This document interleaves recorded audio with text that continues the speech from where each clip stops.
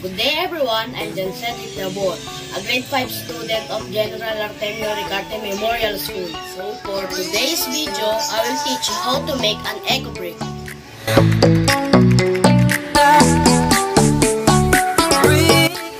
An Ecobrick is a plastic bottle packed with used plastics to set a density. They serve as reusable building blocks. Ecobricks can be used to produce various useful items.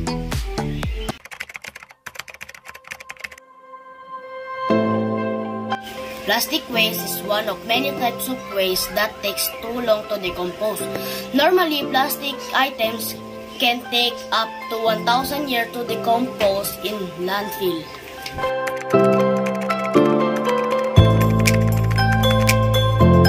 We should focus our efforts especially on reducing consumption of products that generate plastic waste materials.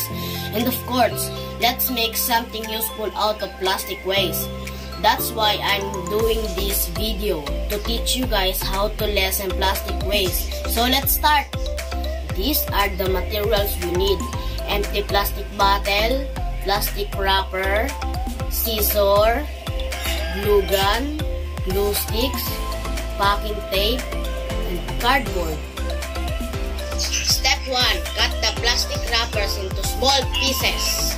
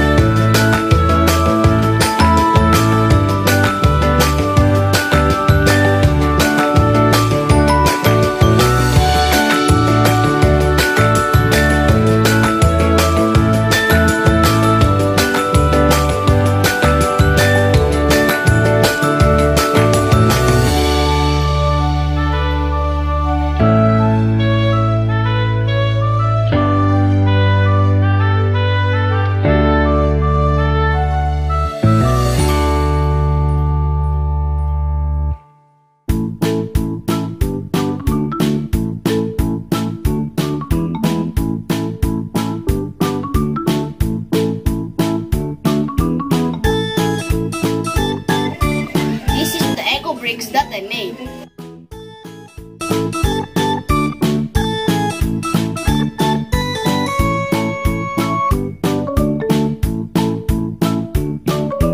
We can make something useful out of these Ecobricks. And now I will make a stool out of these Ecobricks that I made.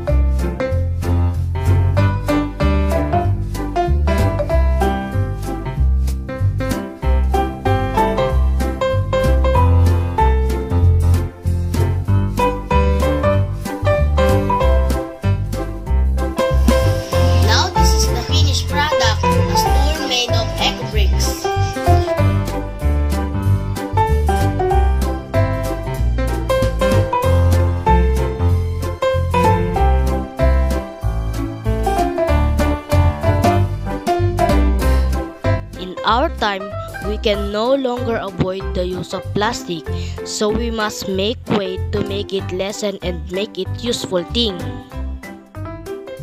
In this video, I show an example of how to reduce plastic waste. So we should do it to reduce it. Waste can be useful thing. Hope you like this video. Thank you for watching.